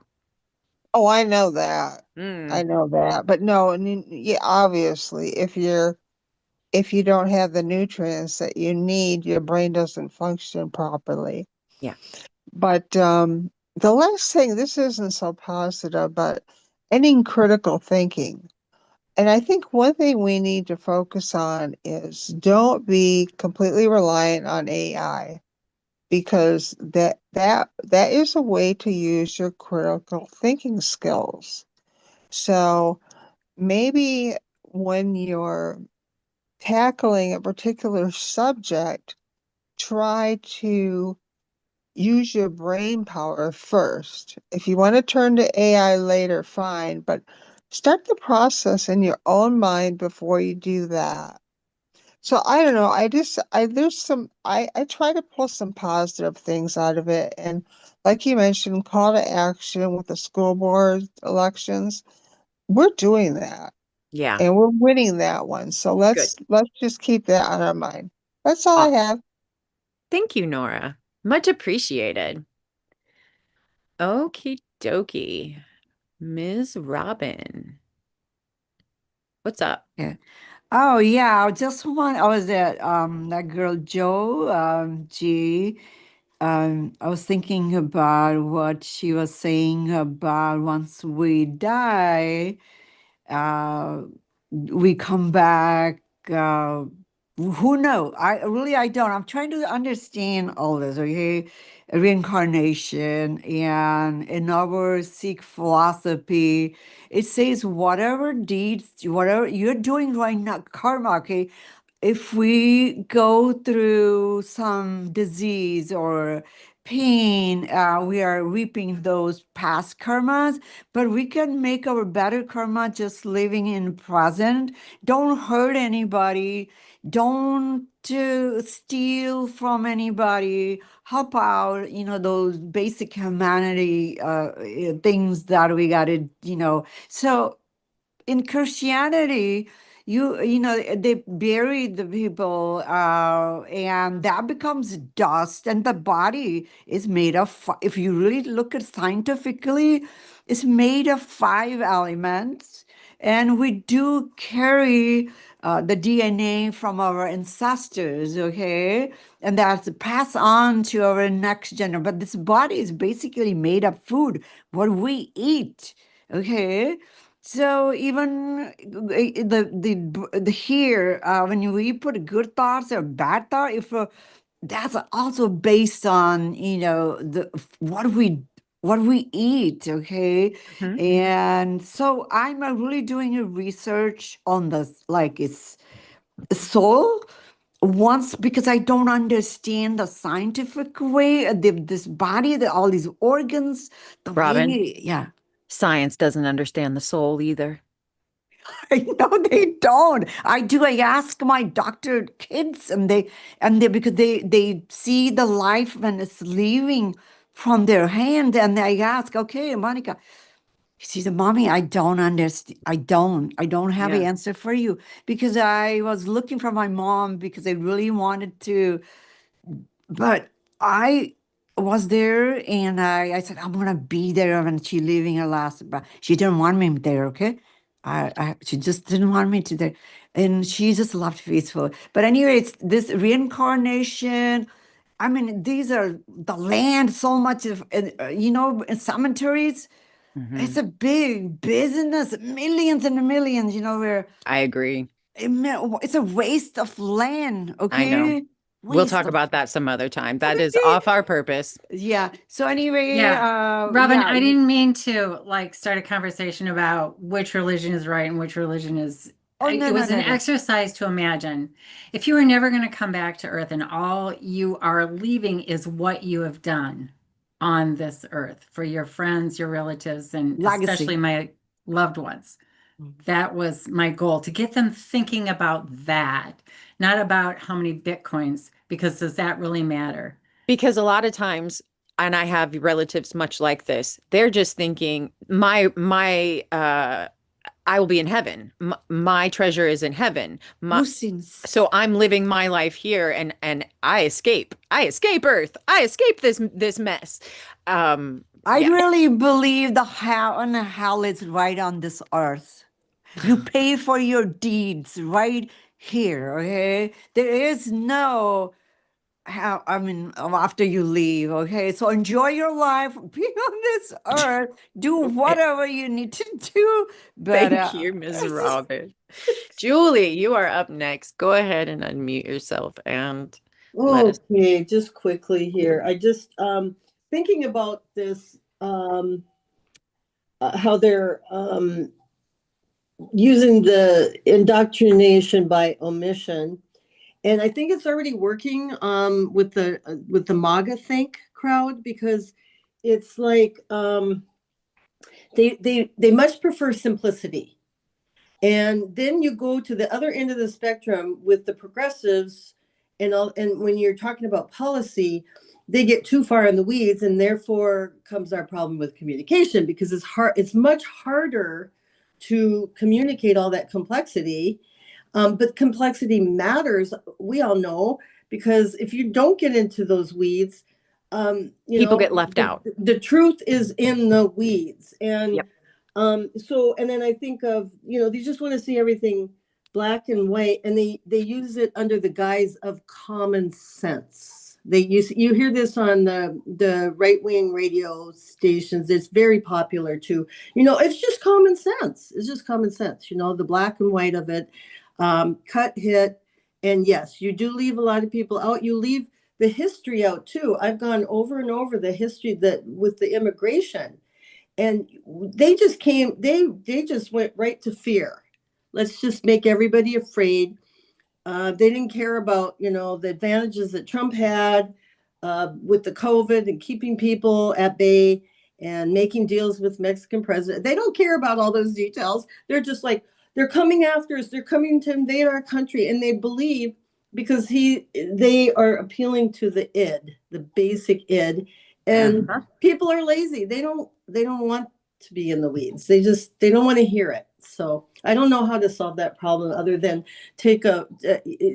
back to communication, go through the weeds and then pull out and then also appeal to the id in a different way somehow. I don't know. I know we're all working on that. So that was all. I just thank you all for everybody's participation. It's been wonderful. Very, very enlightening. Thank you. Thank you. Dr. Chris. After Dr. Chris, we're going to have a little time thinking about some calls to action, anything outside of what we've already discussed. But yeah, go ahead, Dr. Chris. Yeah, that's actually that's a good point. So that's exactly what I was getting ready to transition us to. So here in Texas, you guys have heard me mention this a couple times. We are like this ground zero in terms of Project 2025, along with Oklahoma. And so some of the things that we're doing to really disrupt the plan is so there's a couple things. So in Texas, they passed a law to allow the Ten Commandments in public schools. And so we are pushing back hard. We have one of my next door neighbors. She is Jewish, and her her rabbi Mara is leading a lot of the basically they're filing lawsuits, and we've been successful in kind of pushing back on that.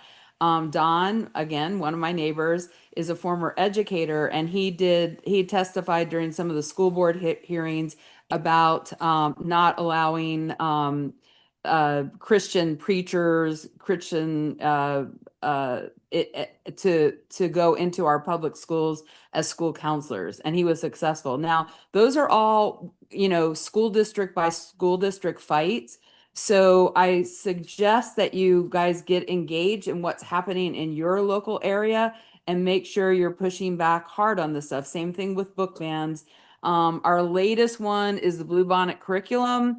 So Bluebonnet curriculum is also a Christian curriculum. And again, we are pushing back hard. The challenge with it is Greg Abbott gave school districts an incentive to implement it. So it's not mandatory, but then they get a per student, a little perk. And, our schools in Texas are grossly underfunded because Abbott took a lot of the money that was intended for public schools, and he was building a wall, on our border, with basically our public funding. And then the other thing that we lost, unfortunately, though we gave it the hardest fight that we could, was the school voucher issue. So pay attention to those kinds of things that are happening in your area. Push back. I know Alfeo, I think it's Alfeo. Yeah, I think Alfeo is, or it's Alfeo, or there's another guy in our group that's pushing back hard on the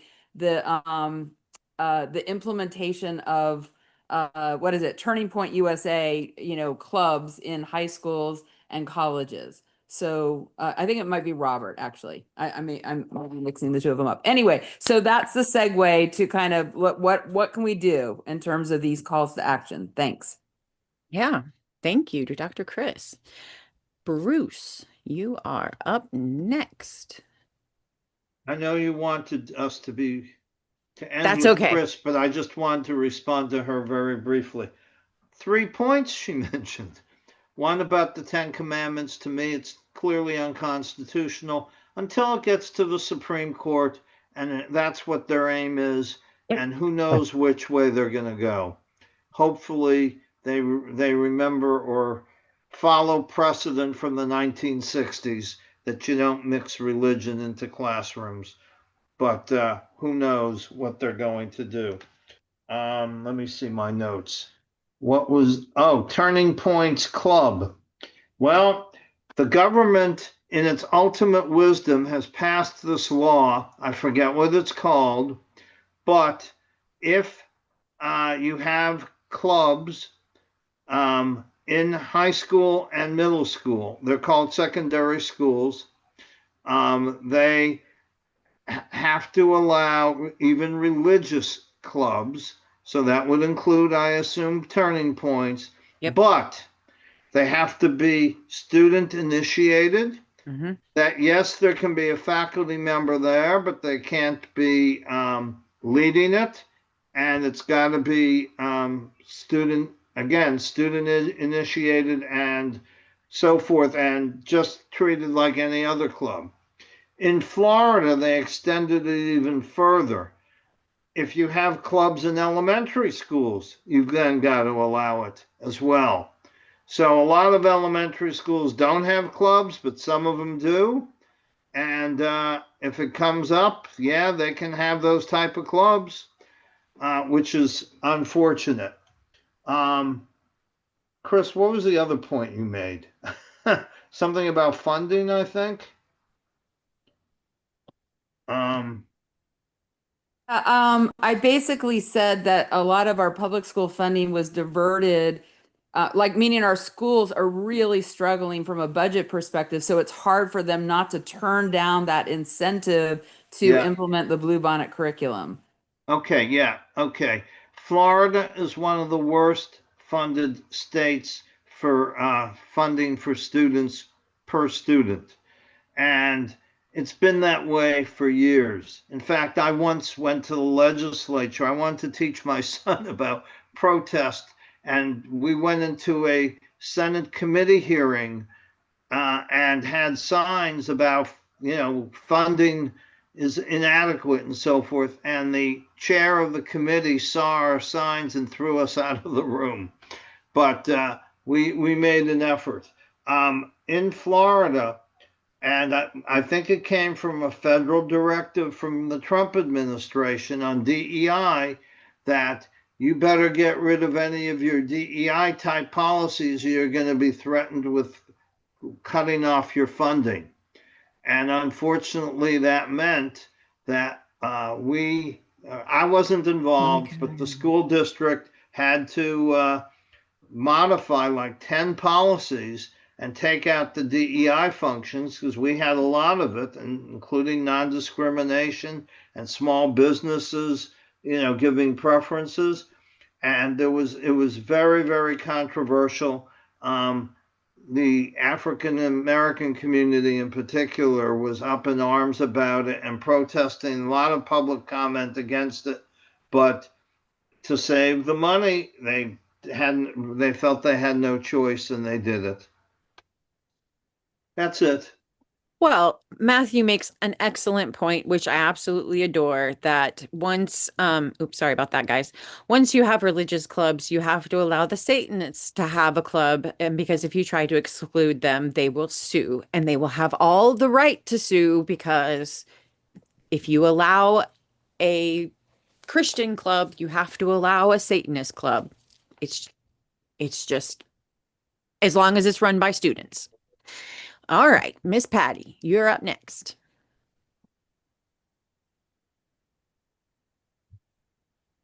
I was going to speak about funding, that if we do away with the Department of Education, what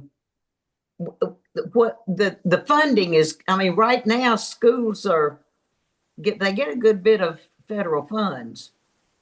And if those funds dry up and they don't come to the schools, then we're going to have to raise taxes at the local level, but which means that the federal taxes are going to have to go down in order to be able to fund quality education. But if it's going to be private, I mean, oh God knows we're in bad shape. But I wanted to say that when I went to college, that was back in the dark ages, it was I think what it cost, it was my daddy and mama were able to put all for us through school, but colleges were state funded.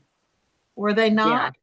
They And were for a little while. The they 2-year colleges. it may not have been 100%, but they were much more supported by states than they are currently.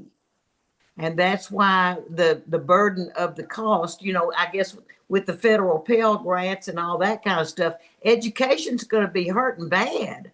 Yeah. If the federal funding for education at the at the college and at the K-12 level and at preschool, all preschool is stimulated through the funding. Head Start and now you see why teachers have been freaking out. And special, well, yeah, during my lifetime, my 32 years in education, I saw the birthing of special ed. The kids were not in school.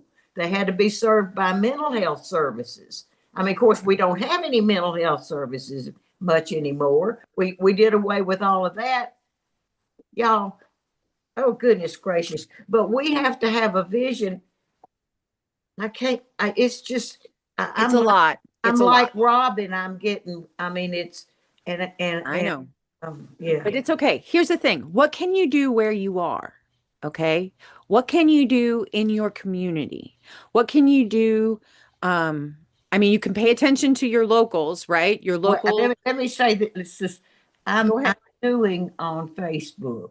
They think my friends don't want to see me coming anymore. I'm being active at the Democratic Party.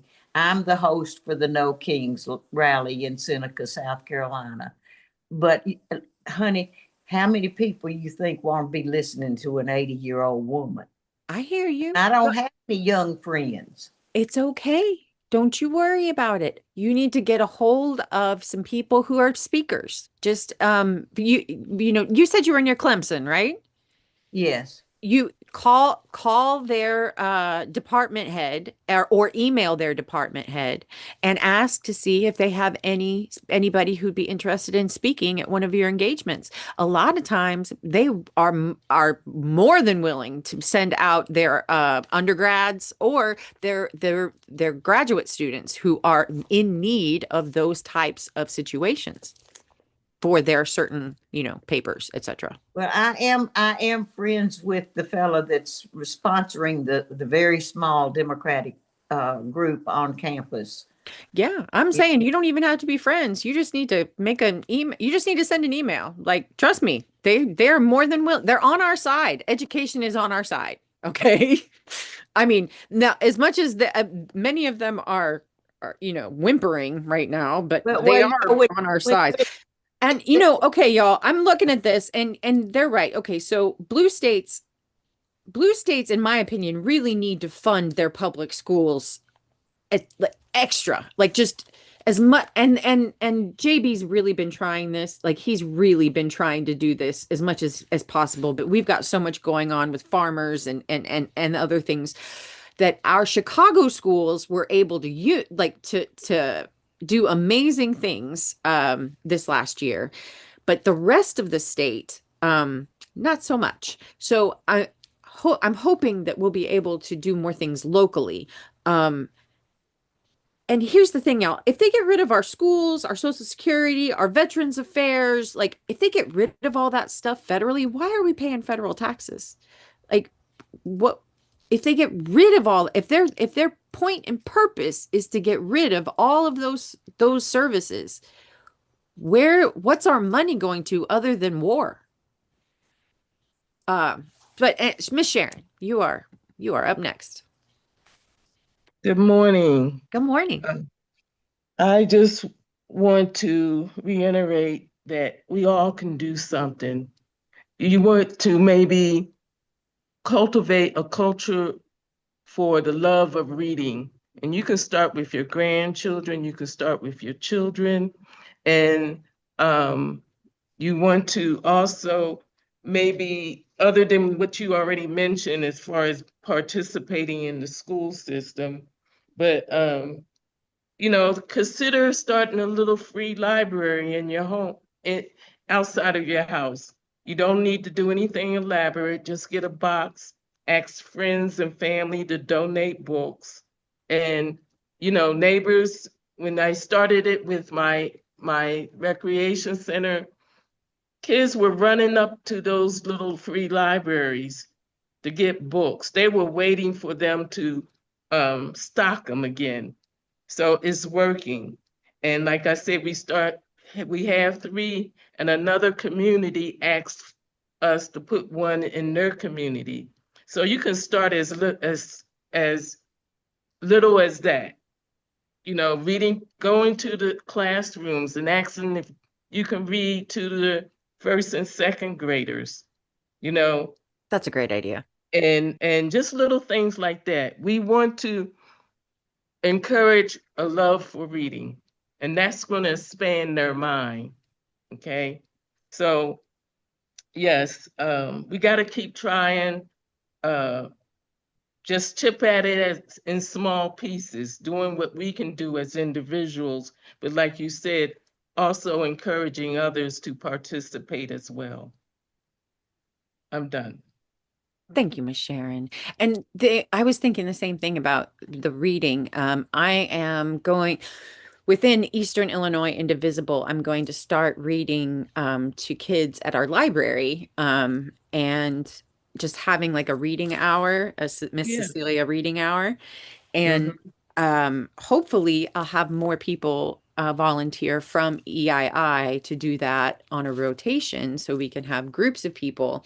And the hope is to eventually raise money for the library. We always do that. We always raise money for the library at every event that we do. And so, but the hope is that we keep getting bigger and bigger. And as we read to the kids, that the word about our fundraising gets bigger and bigger. Do And you have a Friends of a Library group? 'Cause that's what I'm in. yes, we do. But okay, I'm going to be really mean right now. They're a little Well, what else snobby. is new? Oh, Miss Sharon. Oh, okay. Well, they're a little snobby. And so, like, I'm trying to get in on the Friends of the Library, but it's kind of those Instagram moms, like Oh, the cool kids club. You know what I'm saying? right, right. And so I'm trying. I'm thinking I might just start my own Friends of the Library Okay, because okay. it's a little, yeah. So Miss Sharon, I'm not I always was only mean. kidding. You're very candid. I love you, and you're a hard worker, and you inspire me. Oh, you inspire me. You do. Wait. I love you, Miss Sharon. Thank you so much. All right. Okay. Boot Money, you're up next. I've been waiting for you to raise that hand of yours, sir. Cecilia, there's just so many items that can be talked about here. I just want to park on one, and Okay. it's from Dr. Chris, really. Um, in looking at action items, I posted something that when we started the conversation, it triggered another historical reference. But uh, when the English wanted to essentially um, eradicate the Scottish and Irish people, they passed a law in the late 1600s to strike at their belief systems. All right. Took away their tartan. Well, they didn't do that to Culloden, Oh, but right. I'm early. My bad. but it's almost similar to what um well, it's the MAGA, but they're the MOFUs. But the it's a strike at the cultural identity, all right, and our cultural identity as what we see as Americans, okay, and in response, the people created what they called hedge schools, and the mythology is that you know they were under threat, and so the only way they could communicate and pass their knowledge along was to meet under the hedges. Actually, they were in houses. But if we look at the tools that we have, all right, as a group, in Indivisible, the Mofus have made a big mistake. They've allowed us to communicate. We, in essence, have the opportunity to initiate a counter school system or counter education system for what the beliefs actually are, right? Uh, a lot of this is religiously based, but what we have to understand in addition is that all the Abrahamic religions started at the same campfires. Yeah. All right. And maybe it's time that we realize what that implication is and sort of get around to thinking about a renewed reformation. But that's another conversation, girlfriend. Yeah, I know. All right. Thank you so much. Robin, what you got for a call to action? Are we going to finish after me or are we going to continue? We're probably going to finish because we're getting Great. closer and closer. Yeah, it's 2 hours already, right? Yeah. Okay, anyway, I am more person who's health fanatic. I like to live. I always like looking for good, that's my field. Okay. And I'm very spiritual like you too. Okay. I'm so very, very spiritual person. I get up early, I meditate, first thing I detox with maybe 40 ounces of water with all Dang, kinds girl. of herbs. And I actually need to, maybe we could have a little club where I could even ship you guys. I have so many spices and herbs and I can make these and so you guys will never get sick, okay? No Okay. colds, nothing, okay? So anyway, we had a last night a gathering and my daughter, they're all physicians and all that, okay? So my son who, he travels, I mean, his son-in-law, and he actually, okay, first of all, they're watching this football game and crazy. I'm not into it, but I did get into it the like last minute when I the know it was like very last, cool. oh my God. And they said, see, Mom, you never got involved. Look how exciting it is. And I everybody wanted the Bears to win, so, oh my God, it was great. Okay. So we had a good party, good. Like, my son-in-law, he came and sat with, and he knows how progressive and how much I'm involved. And he had some he's a very smart guy. Okay. And he said, Mom, yeah, I know you're enrolled with this. First, he said, how are you doing? And then he goes into like Chicago, and he said, do you know how that corrupt the Cook County is, because his clinics are in like a Lamont and the other side. So I really didn't get into details that much, but he just said a couple of things to me that how the parking meters were sold by daily, and Yes, now for 75 years, he just sold it for 1 billion. I know. And now we can't even tell. So he said that be careful who you talk. He said that you really don't want to. Can you turn it off, please? What did he say? Oh yeah, socialism.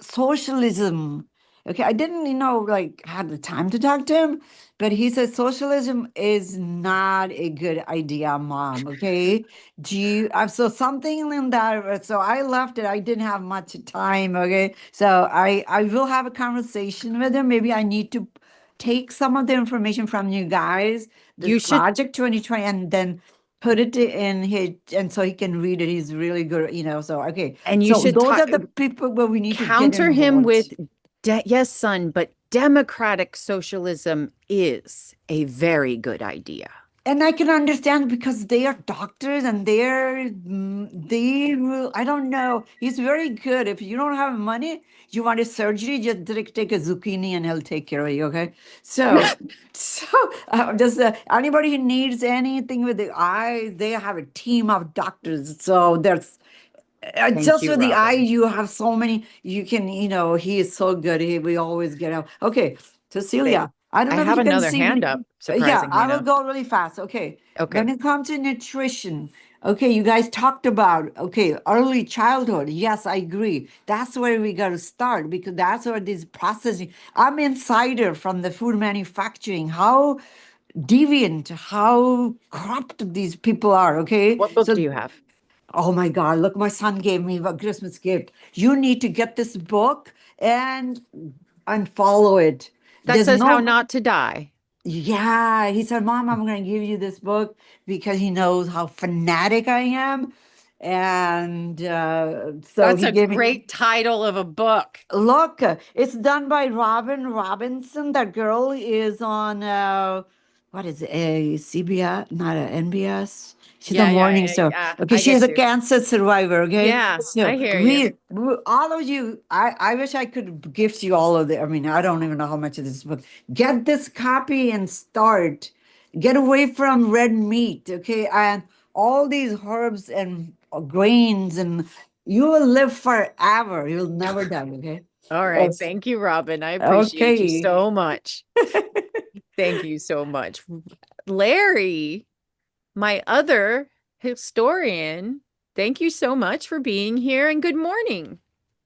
Good morning to everyone. And I'm not sure I understood all of the last conversation there, but basically, a comeback on socialism might be, well, do you drive on roads? Do you have a fire department in your community? You might be already afflicted by socialism, and That is there may another not. good comeback. Yeah. Uh, but other than that, I was going to make a suggestion to you Yes, sir. that you should start a book club in your local library. And I volunteer to come at least once. It's only a 4 or 5 hour drive for me. I would come to your inaugural book club, and I bet there would be others that would come too, if for no other reason than for you to show us the giant rocking chair and the giant mailbox and the giant wind chime. And do you know that the giant rocking chair is just a block and a half from our library. And There you out in go. front of our library is a gigantic caterpillar or book, no, not caterpillar, a worm, bookworm. Oh, yeah, bookworm. Yeah. So yeah, I would love for y'all to because that's a great idea, Larry. I will put that in my to-dos for 2026. There you go. All right. And that's all I got. Well, And thank you. congratulations to the Bears, although I think there were a lot of dirty hits in the game. I I agree. I I cannot abide by that. So I the can't D either. does And not abide. I I would have to agree that it got a little it got heated, it got dirty, but coming from all right, so real quickly, y'all, I went to a Bears Lions game a couple seasons back, and halfway through the third quarter, for no reason whatsoever, a chant of Green Bay sucks just starts. Like for no reason. Keep in mind, Yeah. we were at a Bears Lions game. Yeah. The hate runs deep. Is all I'm saying. So Well, in 2010 I did fulfill a bucket list item. All my life grew up, and it wasn't on Thanksgiving Day. It wasn't always the Bears and the Lions or the Bears and somebody, or the old teams always played on Thanksgiving Day. In 2010, I went to Detroit and watched the Lions play on Thanksgiving Day. And I don't even remember who they played. that's And okay. I don't remember who won. So It doesn't matter. but It I doesn't did what I wanted to do there. exactly. I I You checked the fulfilled thing your off the bucket list. list. Yeah. Okay, y'all. I'm blathering on about football. I so apologize. Thank you so much again. This little list right here, I put it in the chat.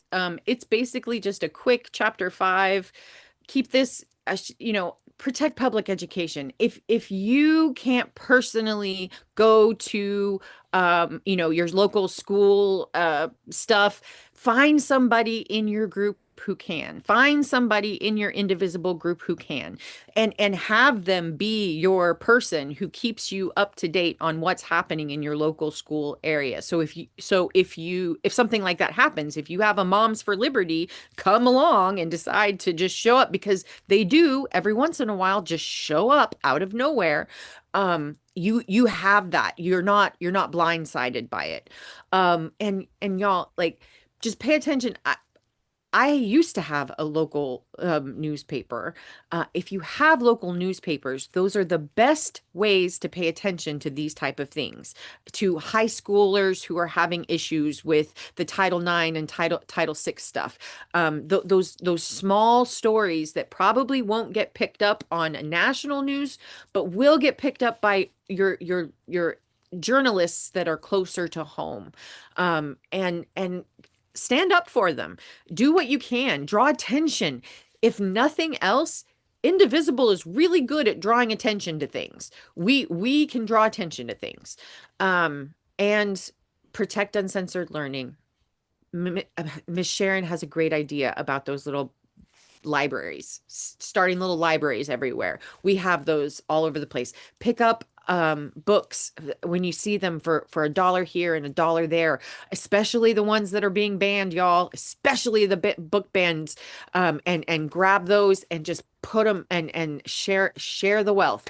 And that's one of the best ways to go and do this. And never stop talking about this, okay?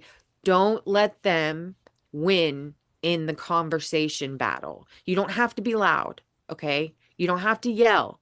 Just don't stop talking about it, because that's how they win, is if we go quiet.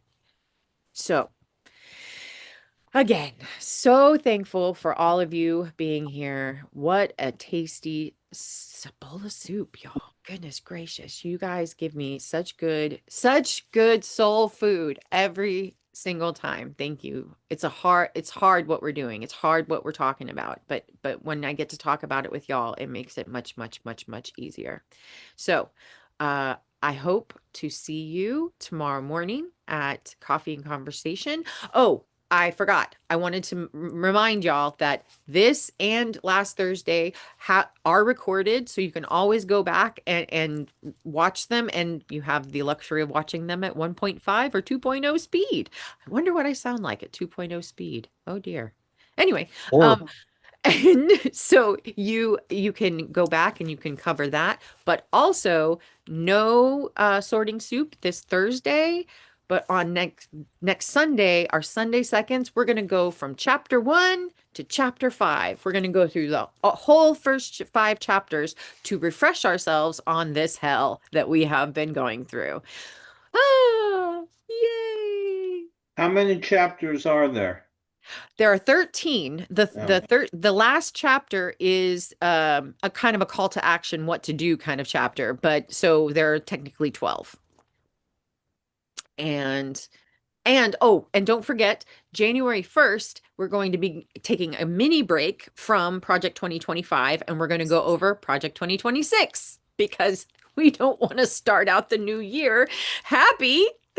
That would be ridiculous. But I would want to start out the new year with you. So that is something that I would like to do.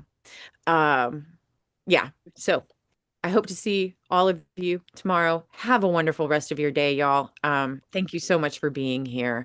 And I'm going to go ahead and stop the live stream now, I think.